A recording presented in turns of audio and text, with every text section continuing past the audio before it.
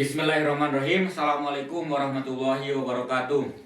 Waalaikumsalam warahmatullahi wabarakatuh. Alhamdulillah dijawab ku narasumber.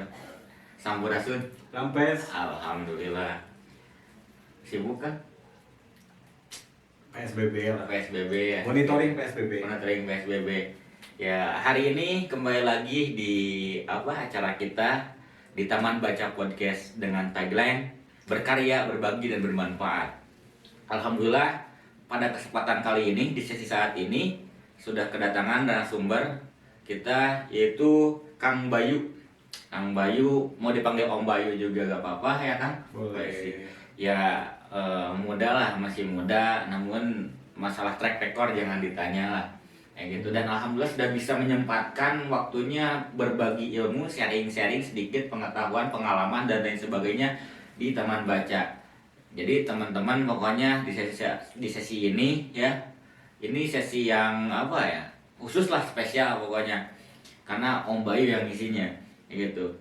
Sedikit saya memaparkan dulu CV-nya. Nama lengkapnya itu Bayu Permana. Laras kan? Laras Bayu Permana. Lahir asli Sukabumi 15 Mei 1989. Ya. Dan untuk track recordnya banyak lah, nanti kita cantumkan di deskripsi seperti itu. Ya, langsunglah ke pembahasan.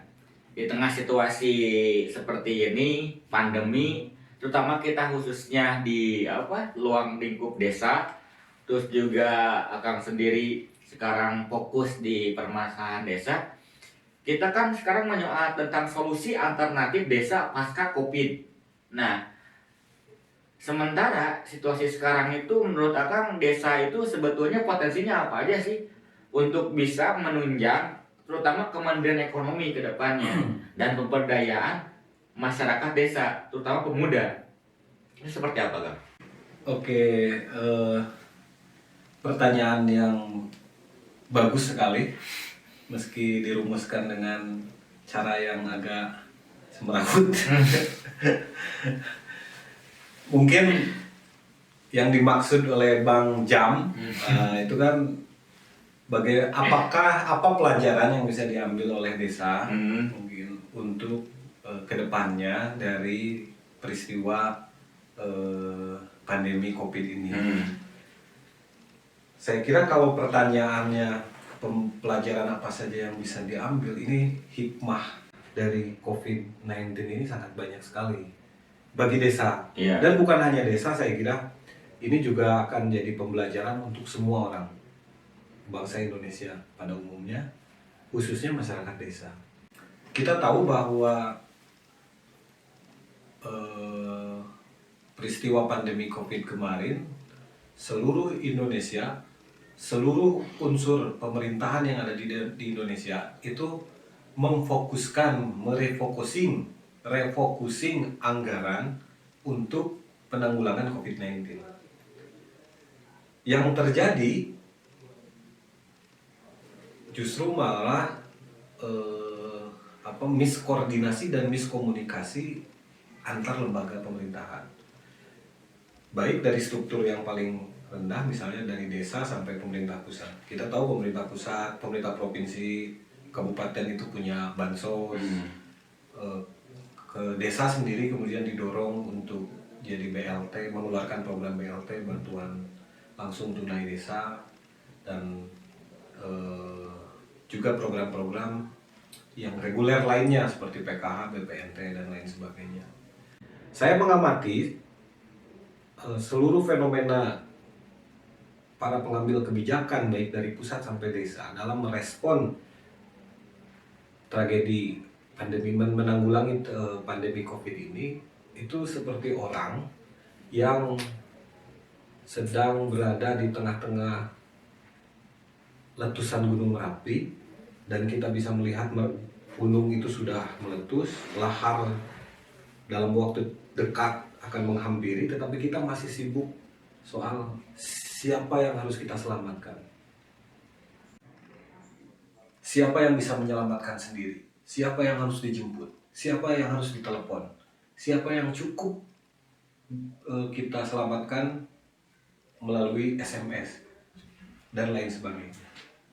Sementara orang masih sibuk memetakan para korban-korban dari bencana tersebut, kita sendiri masih sibuk memetakan siapa, padahal ancaman sudah di depan mata. Nah, sehingga saya melihat situasi dan keadaan itu memaksa mereka, para pengambil kebijakan, untuk mau saling berkoordinasi satu sama lain. Mengkoordinasikan apa?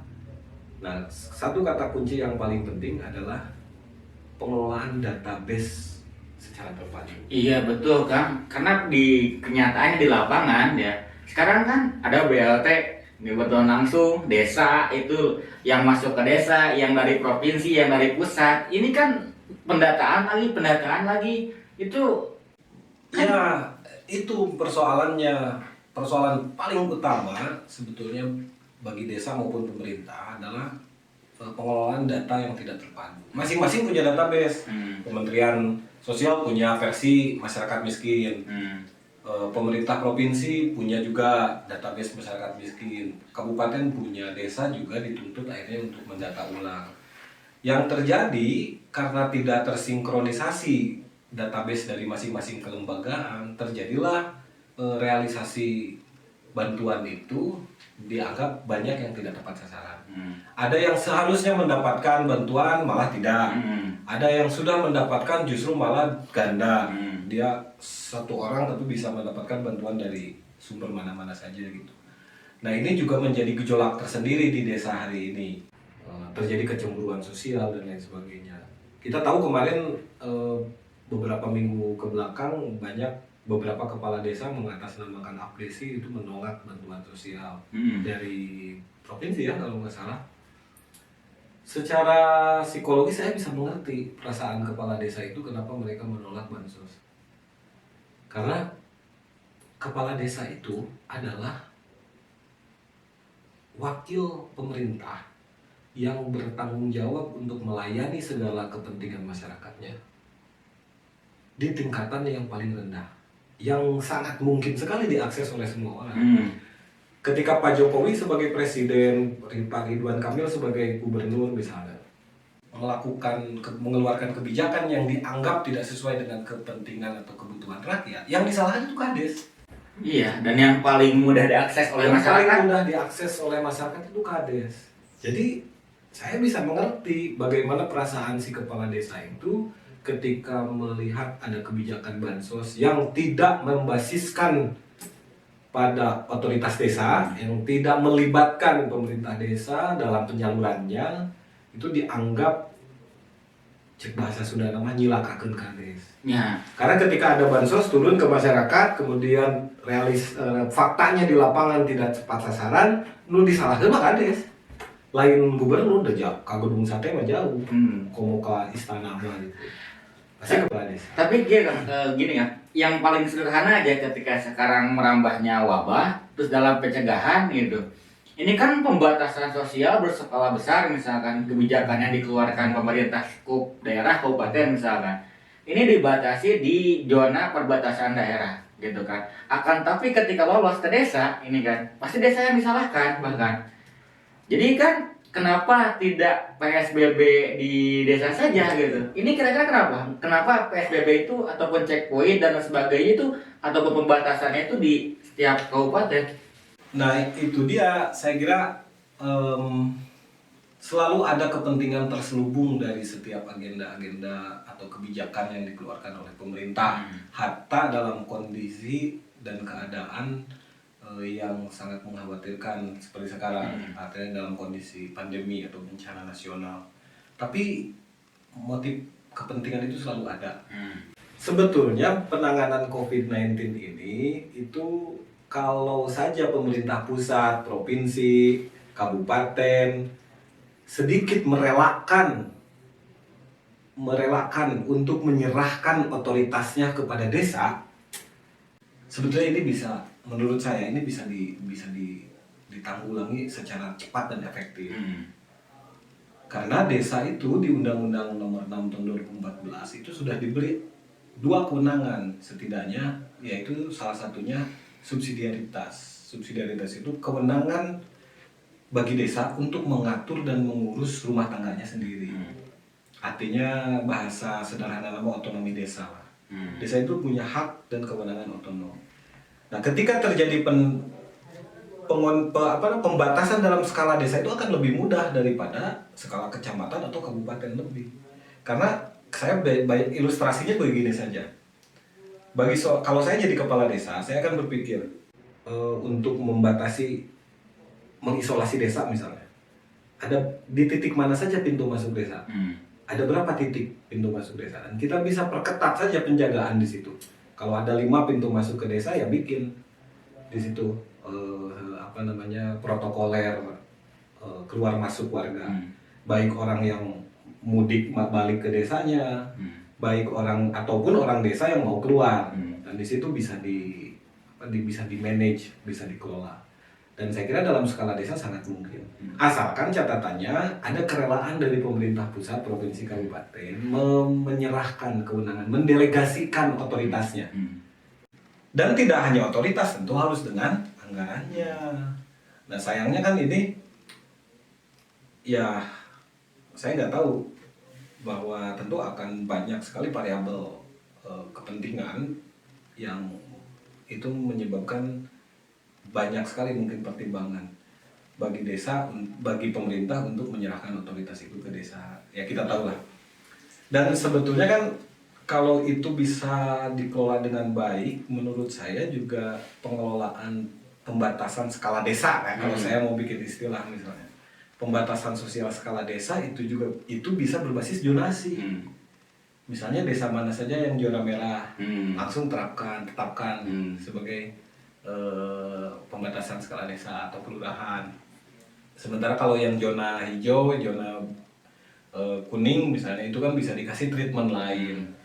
Nah, saya kira itu akan sangat lebih mungkin akan lebih efektif ketimbang PSBB yang hari-hari ini kita saksikan. Iya.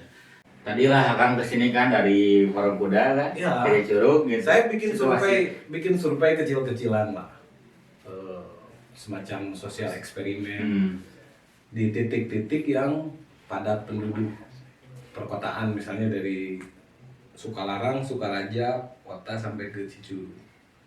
Saya tanya beberapa orang yang tidak pakai masker dan yang menggunakan masker tapi tidak sempurna penggunaannya. Saya tanya, apakah Anda tahu Sukabumi ini sedang PSBB? Ya, tahu. Apakah Anda tidak takut terpapar COVID? Enggak, katanya. Karena menurut mereka Sukabumi masih aman dan lain sebagainya. Nah, sehingga dalam situasi seperti itu bisa kita gambarkan bahwa masyarakat di Sukabumi ini dengan apa yang kita fakta di lapangan, penggunaan masker yang masih belum maksimal, beberapa ada yang belum menggunakan masker, pembatasan sosial juga tidak terjadi, jaga jarak, physical distancing dan lain sebagainya. Saya menganggap bahwa masyarakat Kabupaten Sukabumi ini, istilah saudara mengalir. Ya kan kalau misalkan di daerah lain ada bahkan skup nasional membuat kebijakan relaksasi pasca PSBB. Kalau buat Kabupaten Sukabumi, Cicurug, Cibadak, Forum Kuda dari kami udah relax kok kan. Iya saja. Nggak pernah ada ini toh terbukti dengan padatnya lalu lintas dan juga antusias ke pusat perbelanjaan kan. Ya, nah itu karena pembatasan sosial yang menurut saya skalanya terlalu besar, sulit. Siapa yang bisa mengontrol ribuan atau ratusan orang di setiap hari? Di tengah-tengah mobilisasi orang hari ini yang sangat sulit untuk dikendalikan. Pintu masuk Sukabumi itu kan dari Bogor sama dari Cianjur. Kalau dari luar kota, saya tidak melihat ada keseriusan dari pemerintah kabupaten misalnya untuk coba men-screening orang-orang yang mau masuk Sukabumi, baik dari arah Jakarta maupun dari arah Cianjur. Tapi kan anggaran udah jelas kan ya, dari pusat, dari provinsi untuk Kabupaten Sukabumi ini tentang bansos ataupun bentuk pencegahan pandemi ini. Ya, saya kira itu sudah jelas kan edaran dari Presiden, Menteri Keuangan, bahwa setiap pemerintahan dari unsur dari pemerintah pusat sampai desa untuk merealokasi, merefocusing semua anggaran-anggaran lembaga atau pemerintahnya masing-masing difokuskan untuk penanggulangan COVID-19 ini. Nah, sempat beredar kemarin sekitar 2 pekan yang lalu itu di media massa KPK meminta transparansi anggaran tentang wabah ini. Yang diminta itu Depok, Kabupaten Sukabumi sama Kabupaten Cianjur. Itu berarti kan ada tanda kutip tuh. Ya. Ada apa? Ya itu moral hajat itu selalu ada di dalam setiap selalu menjadi motivasi dalam memanfaatkan di setiap momen-momen seperti ini. Apalagi Kabupaten Sukabumi kita tahu kan mau menghadapi pilkada tahun 2020. Saya kira tanpa bermaksud menuduh, tetapi faktanya itu potensial terjadi penyalahgunaan dan lain sebagainya. Namun saya tidak mau mengasumsikan itu lebih dalam karena tadi kita nggak punya data-data yang bisa dijadikan alasan untuk mengambil kesimpulan ke arah sana. Tapi yang jelas kalau mau mengevaluasi tentang peristiwa COVID-19 di Sukabumi khususnya, saya melihat bahwa semua level di pemerintahan harusnya hari ini segera mengambil kebijakan untuk kedepannya tentunya itu mengkonsolidasikan semua database, istilah keren nama kudu boga big data lah pemerintah dan satu basis data itu terpadu. Ada satu big data yang bisa diakses oleh pemerintah pusat, pemerintah provinsi, kabupaten, dan desa. Saya punya salah satu desa percontohan di Sabah Desa itu sedang mengembangkan sistem informasi desa yang bisa menjadi fasilitas untuk pengambilan kebijakan desa sehingga bisa lebih tepat sasaran, efektif. Dan pengembangan sistem informasi desa ini bagian dari upaya untuk menjawab tantangan smart village atau industri 4.0 dan lain sebagainya. Saya membayangkan ke depan itu ketika terjadi pandemi, epidemi, bencana nasional dan lain sebagainya, desa itu sudah siap secara aktif dan real time merespon setiap fenomena yang terjadi gitu atau tantangan masalah yang sedang dihadapi.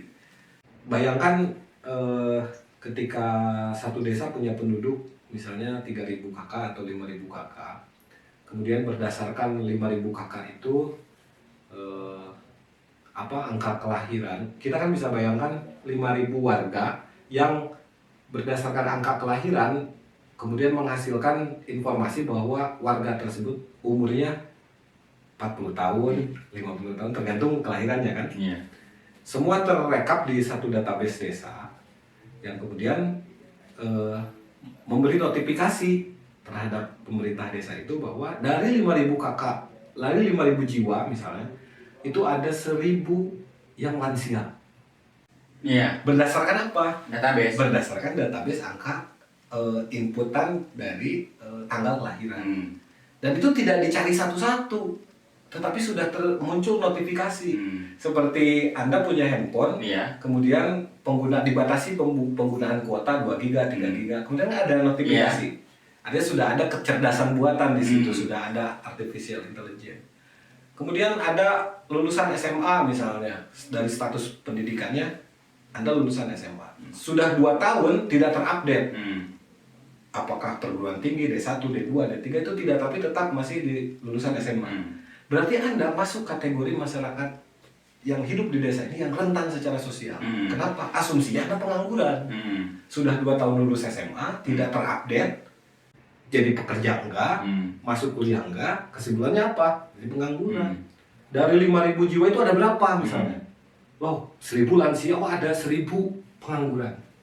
Notifikasinya muncul lagi. Database-nya terekap lagi. Gitu loh. Dan seterusnya. Misalnya ada 1.000 warga yang tidak punya kepala keluarga atau kepala keluarganya perempuan. Itu juga berpotensi menjadi masyarakat rentan sosial. Ya, secara sosial. Artinya ketika ada pandemi seperti ini, basis datanya itu jelas. Oh, ini yang harus kita validasi ke lapangan itu. Karena nggak mungkin dalam harus memverifikasi, memvalidasi 10.000 warga. Rata-rata 10.000 jiwa lah. 5.000 sampai 10.000 jiwa per desa di Cicuru, Cidahu, Parungkuda itu. Iya kan, karena fakta di lapangannya per tahun gitu kan, sensus penduduk. Ketika ada kebijakan baru tentang bantuan, sensus lagi. Maksud saya begini, tanpa mengurangi peran BPS dan Badan Pusat Statistik, kemudian Dinas Sosial, lembaga-lembaga yang punya berkewenangan dalam mengolah data itu. Fakta di lapangan, kepala desa yang lebih tahu siapa warga-warganya yang memang benar-benar berada dalam kondisi rentan secara sosial maupun rentan secara ekonomi. Itu kepala desa yang tahu. Nah, tinggal kemudian desanya aja diperkuat. Diperkuat secara kapasitas, diberi fasilitas regulasi, diberi dukungan anggaran juga gitu. Kemudian fasilitasi juga teknologinya biar semua bisa Internet of Things lah, jadi satu sama lain saling menunjang untuk menghasilkan sebuah informasi. Karena logikanya itu sederhana, yang tahu peristiwa kelahiran, kematian, perpindahan itu desa, Pak. Pasti. Bukan Pemda. Tetapi hari ini yang terjadi adalah desa yang didikte oleh Pemda. Iya. Kan soalnya kan di Sdukcapil kayak gitu kan. Di Sdukcapil yang mendikte, karena memang di Sdukcapil yang punya kewenangan untuk menentukan NIK dan KK dan lain sebagainya. Tetapi peristiwa kelahiran, kematian dan lain sebagainya, yang pintu masuk pertama itu adalah desa. Sehingga semua updating data itu seharusnya yang paling real time itu yang ada di desa. Tinggal tadi poinnya adalah desanya sendiri. Ya, akhirnya pelajaran dari pandemi COVID ini menyadarkan pemerintah desanya sendiri bahwa database itu penting. Mengoptimalisasi peran puskesmas, pusat kesejahteraan sosial itu penting. Memperpal verifikasi dan validasi masyarakat-masyarakat yang rentan miskin itu juga penting dilakukan. Sehingga ketika ada kebijakan-kebijakan, program-program bansos dan lain sebagainya tidak lagi menjadi polemik di masyarakat. Sehingga itu poin yang paling penting pembelajaran bagi desa dari tragedi pandemi ini. Karena kenapa dulu itu kalau saya survei keliling ke desa itu saya suka gitu tanya-tanya, survei kecil-kecilan wawancara. Pak, ada berapa jumlah warga? Ada 10.000 sekian. Berapa laki-laki? 5.000 sekian. Berapa perempuan? Berapa petani? Berapa ini? Akhirnya mereka nyerah. Pokoknya sekian. Nggak bisa begitu kalau kita bicara data itu ya harus konkret. 10.500 berapa? Nggak bisa sekian gitu loh. Nah, itu menggambarkan bahwa kalaupun desa ada datanya, misalnya ini update terakhirnya berapa 5 tahun yang lalu misalkan. Bagaimana mungkin kita bisa memberi stimulan program suatu program tapi basis datanya itu 5 tahun yang lalu. Kabupaten Sukabumi sendiri itu berapa desa kan? 381 warga. Ya bisa, sebetulnya asal mau saja pemerintah desa kabupaten sebagai supradesa provinsi dan pusat itu mendorong percepatan pengelolaan sistem informasi desa, misalnya database desanya. Awal-awal BLT desa itu kebijakannya, desa akan awalnya itu birokrasinya itu begini. Bantu BLT desa itu.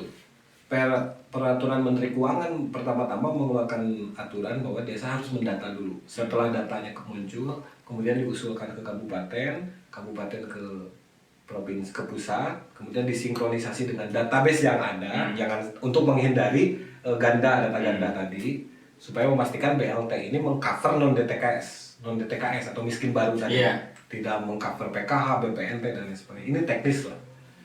Tetapi kan akhirnya nyerah juga, karena kenapa? Berpacu dengan waktu. Database belum selesai, sementara ancaman COVID-19 terus mendesak, akhirnya kan regulasinya direvisi dan desa bisa menentukan sendiri siapa warga yang layak mendapatkan bantuan hanya cukup disepakati melalui musyawarah desa. Harusnya itu dilakukan sejak dari awal. Begitu loh. Nah ini pelan pembelajaran bagi desa. Oh desa sadar. Nah yang kedua pembelajaran yang paling penting bagi desa itu adalah desa sekarang mau tidak mau harus mengakui bahwa APBDes itu adalah milik warga. Karena hampir 70% dana desa hari ini semua disalurkan dibagikan dalam bentuk bantuan langsung tunai desa. Dan ini sejarah desa bagi-bagi uang. Karena di lama dan ADD teh alokasi dana dewe. Jadi dana seolah masyarakat itu tidak punya hak. Tetapi hari ini baik dari sisi masyarakat desa, sekarang dari sisi pemerintah desanya harus sadar bahwa dana desa itu adalah milik warganya, milik masyarakatnya.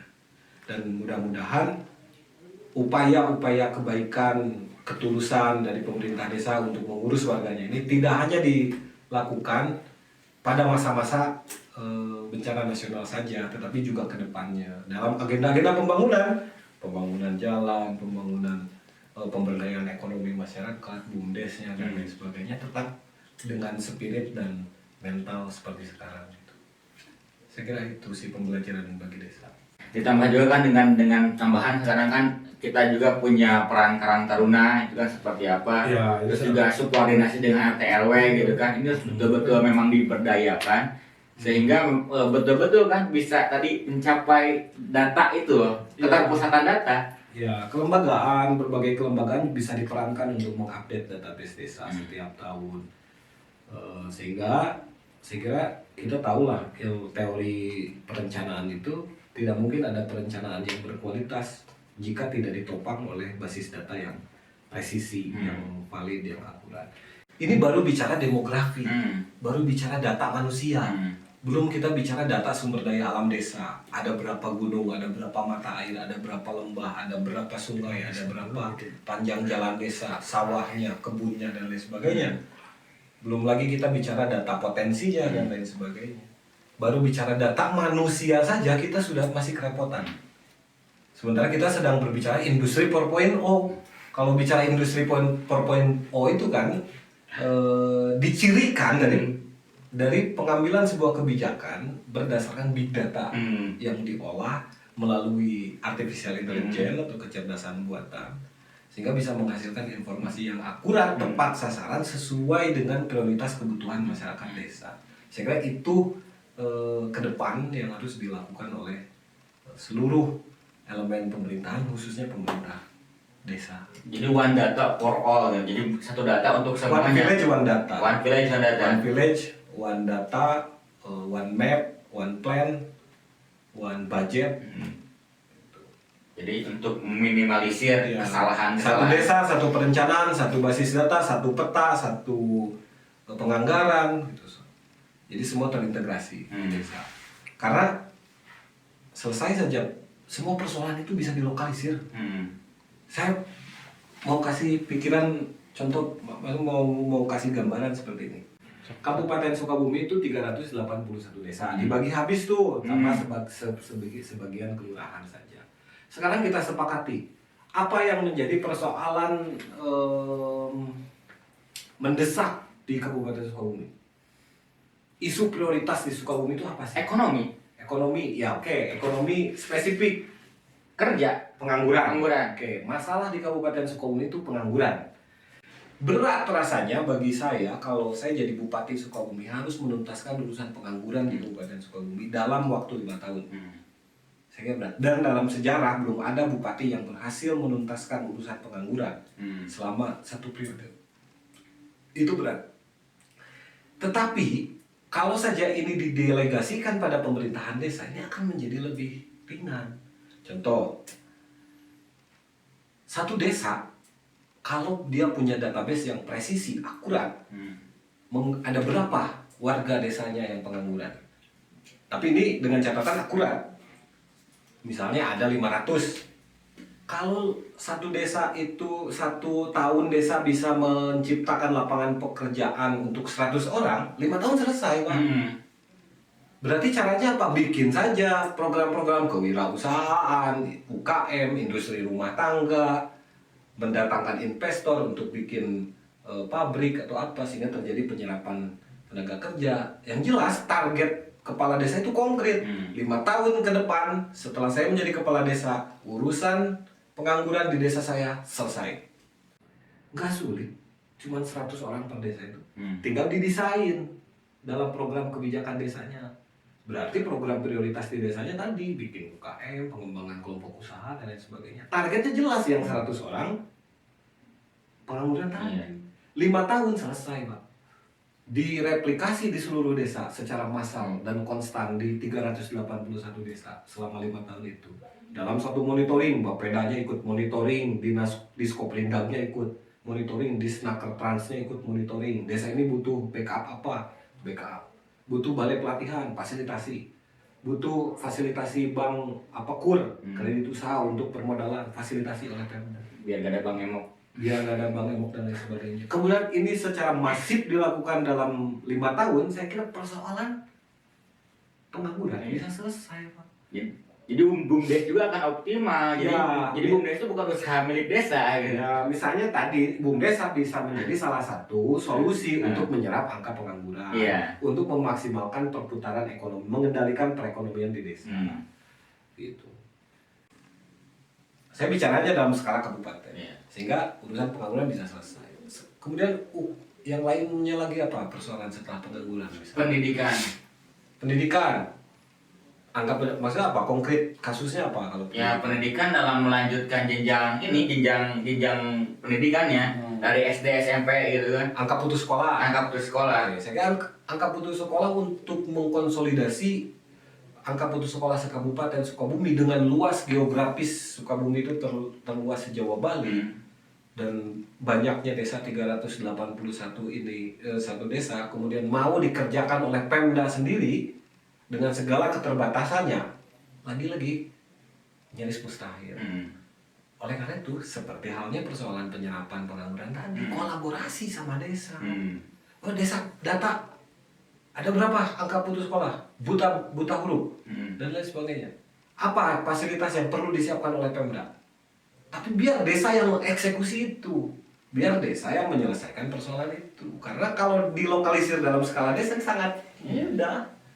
Sangat mungkin. Tinggal tadi yang terjadi hari ini justru sebaliknya fasilitas tidak diberikan ke desa, dukungan anggaran tidak maksimal diberikan ke desa, tetapi semua persoalan sudah dipasrahkan ke desa. Tapi tidak ada dukungan fasilitas, penganggaran, regulasi, kebijakan dan lain sebagainya. Sehingga desa itu pusing sendiri. Gitu. Nah, banyak juga isu-isu lainnya menurut saya ke depan itu ini harus ada semacam menurunkan ego sektoral, mau ada kelegowoan dari masing-masing instansi pemerintahan baik dari level pusat, provinsi dan kabupaten untuk semakin memberi kepercayaan terhadap desa untuk mengatur urusan rumah tangganya sendiri, menyelesaikan persoalan-persoalan di desanya sendiri. Baik itu persoalan ekonomi, pendidikan, pengangguran, kesehatan, dan lain sebagainya. Pasrahkan, berikan kepercayaan kepada desa.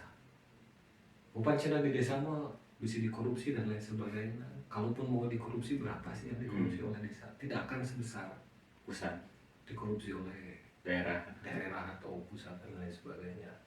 Dan menurut saya tinggal juga diperkuat mekanisme pengawasannya. Gitu loh. Jadi kan yang lebih diharapkan terutama kita dari kaum milenial kedepannya ketika terjadi pandemi seperti kita gak kaget gitu. Ya mula-mula yang harus disiapkan oleh desa untuk mengantisipasi ancaman pandemi seperti ini itu dari sekarang segera konsolidasi seluruh basis data yang ada di desa. Itu kata kuncinya, konsolidasi basis data, bikin big data skala desa. Ada berapa jiwa, ada berapa jenis kelaminnya, golongan darahnya, pekerjaannya dan lain sebagainya. Nggak mungkin kan itu direkap secara manual by rekapan tulis tangan berarti masih 2.0 berarti 2.0 ortolog. Nah kita siapkan kecerdasan buatannya, sistem robotiknya yang bisa memproses itu secara otomatis, berbasis Internet of Things dan lain sebagainya, sehingga pemanfaatan teknologi informasi bisa membantu mengefektifkan pekerjaan-pekerjaan yang harus dilakukan oleh desa. Nah, itu PR Taman Baca ke depan, memberi kesadaran bagi desa-desa untuk mau lebih sedikit terbuka melihat peluang dari teknologi informasi. Dimanfaatkan sebagai fasilitas pengambilan kebijakan dan keputusan yang ada di desa. Oke, siap Kang. Pokoknya udah apa ya, rinci lah barusan disampaikan. Dari mulai misalkan tadi konsepsi big data agar kita mudah gitu dalam apa ya, ketika ada setiap kebijakan, dan juga untuk memvalidasi data gitu agar tidak ketimpangan seperti sekarang kan ya, ada yang meninggal tetap masih dapat bantuan gitu. Terus juga konsep kedepannya juga ya agar kita lebih siap lagi menghadapi situasi darurat. Ya selebihnya mungkin ya terima kasih Kang, karena barusan sudah terpapar beberapa benang merahnya, namun juga ini ternyata PR panjang juga ternyata ketika sudah dibicarakan. Kerja pembangunan desa itu kerja peradaban. Bekerja untuk desa itu adalah bekerja untuk masa depan anak cucu. Karena desa itu adalah masa depan hidup dan politik kita sebagai warga Indonesia. Jadi mohonlah kalau buat di desa jangan terlalu dipolitisasi ya gitu kan. Ya, kalaupun desa misalnya, saya tidak menutup mata desa juga manusia, ada kehilafan atau kekeliruan, penyalahgunaan dan lain sebagainya. Bagi saya sederhana, anggap saja itu sebagai rembes lah. Sebagai rembes, ganti rugi. Karena desa itu dari zaman penjajahan sudah ada di Indonesia, tetapi baru sejak 2015 desa itu benar-benar diakui dan dihormati, diberikan hak-haknya oleh negara, oleh pemerintah. Jadi kalau sekarang kemudian ada desa bisa dikorupsi, mental korupsi dan lain sebagainya, anggapnya rembes. Karena harus puasa berpuluh-puluh tahun sejak Indonesia merdeka gitu. Lagi pula lamun orang desa, pejabat desa yang korupsi, balanjana pasti dirinya. Jadi artinya uang yang dikorupsinya pun mau dibawa ke Jakarta, gitu. Masih dibalanjakan ke warung tetangganan dan segera terjadi pengendalian ekonomi, pengendalian inflasi dan lain sebagainya. Yaitu pangbubungah lah. Ya, kita sudah tiba di sesi penutup. Tadi sudah disampaikan jelas secara mendetail. Paling kita mau minta closing statement-nya Kang nih buat ya Taman Baca dan juga seluruh viewers yang menonton nanti. Oke. Closing statement-nya yang jelas, ke depan akan dipastikan ancaman-ancaman dalam bentuk wabah atau epidemi seperti COVID-19 ini akan selalu ada. Di hadapan kita, depan mata kita, itu ancaman global warming. Yang menjadi kesepakatan semua ilmuwan di dunia bahwa dunia hari ini sedang menghadapi itu, dan tentu dampaknya juga akan pada satu waktu akan sampai ke desa. Juga tentu ancaman-ancaman wabah, penyakit lainnya yang mengikuti itu. Oleh karena itu, closing statement saya mengingatkan kepada seluruh pihak, khususnya pemerintah desa dan warga desa, ambillah pelajaran hikmah dari tragedi dari wabah COVID-19 ini.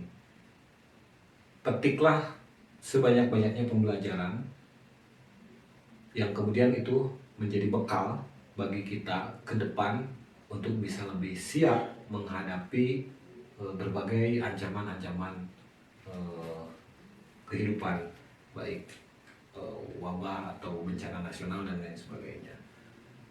Itu yang paling penting. Jadi supaya tekajungjonan, supaya kita tidak terlalu istilahnya kajungjonan. Santuy. Ya, terlalu santai, terlalu tidak peduli terhadap itu. Hari ini pengalaman COVID-19 itu menyadarkan bahwa kita harus selalu senantiasa siap siaga dalam menghadapi berbagai ancaman yang datang kepada kita.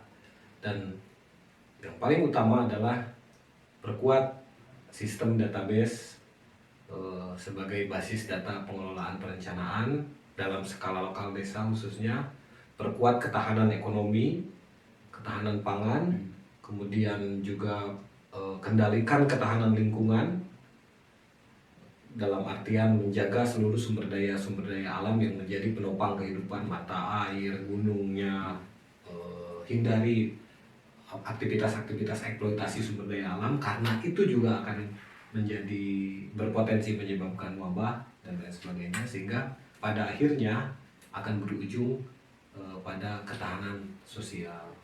Kalau ketahanan lingkungannya rusak, krisis ekonomi terjadi, kerentanan sosial pada ujungnya bisa terjadi krisis sosial, konflik sosial dan lain sebagainya. Dan itu tiga hal itu saya kira yang paling penting: perkuat ketahanan lingkungan, ketahanan ekonomi, dan ketahanan pangan, ketahanan sosial. Oke, terima kasih Kang. Insya Allah kalau tiga unsur itu kuat oleh desa, lingkungannya bisa ditata dengan baik, ekonominya kuat, pangannya, di dalam ekonomi itu ada pangan dan lain sebagainya, kemudian sosialnya juga, solidaritas sosialnya bagus, saya kira bencana wabah apapun yang akan mengancam itu bisa kita hadapi lebih baik daripada apa yang sudah terjadi hari ini.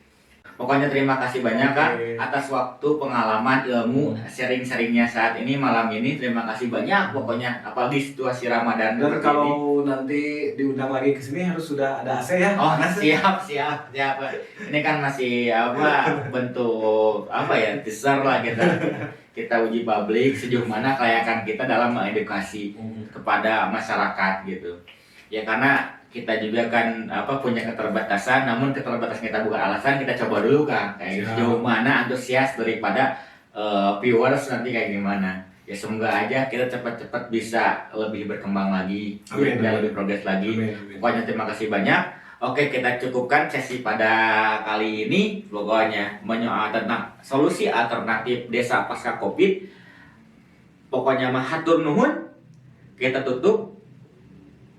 Ingat tagline Taman Baca, berkarya, berbagi, dan bermanfaat. Kita cukupkan. Wassalamualaikum warahmatullahi wabarakatuh.